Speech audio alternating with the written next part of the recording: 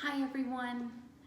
I hope you are staying well and calm during this period of uncertainty and confusion.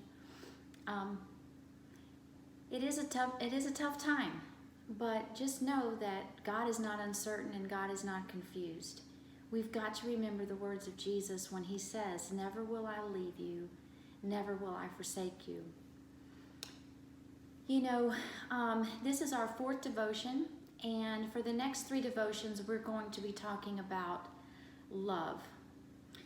We've all seen movies where the two main characters are deeply in love with each other, and they are involved in their relationship in some backdrop of distress, such as war.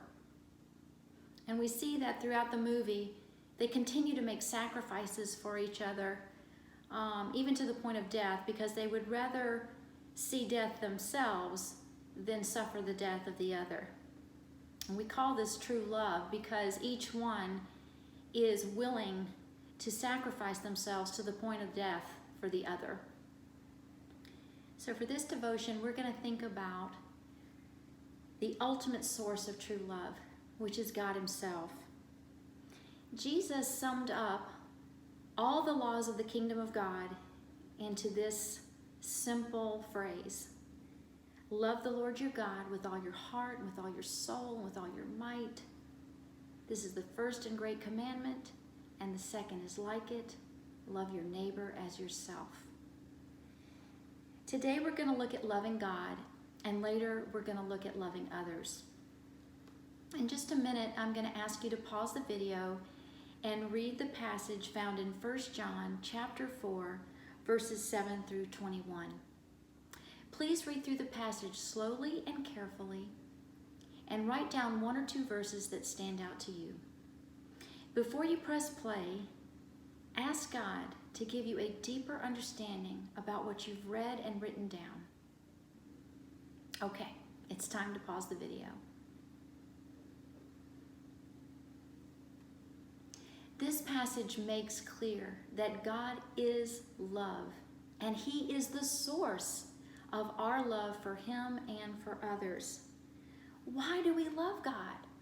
Well, when we first hear the gospel and receive the good news with joy, we're incredibly thankful and appreciative of his sacrifice for us, and so we love him for what he did for us.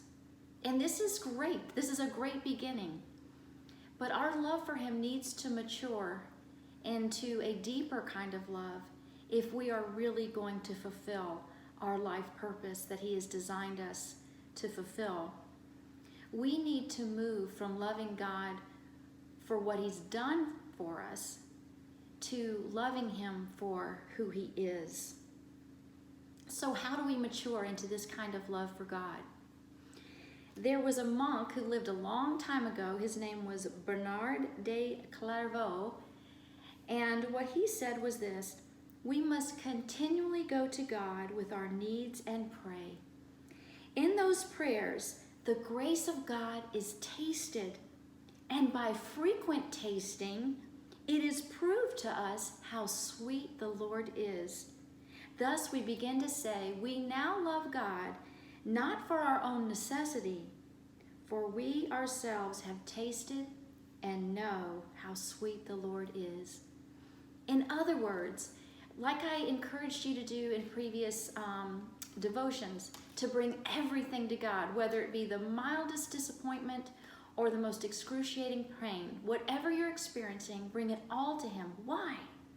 Because this is the process in which we start to taste and see how sweet and caring and loving and faithful the Lord is. And then we start to love him just because of who he is.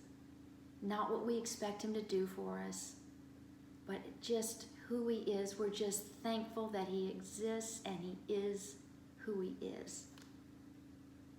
I do have a story to share with you about a profound experience that I had with the Lord, where he showed me how deep his love for me was and is, but we're running out of time. So I will share that at the beginning of the next devotion. Until then, stay well, stay focused on Him, and take care.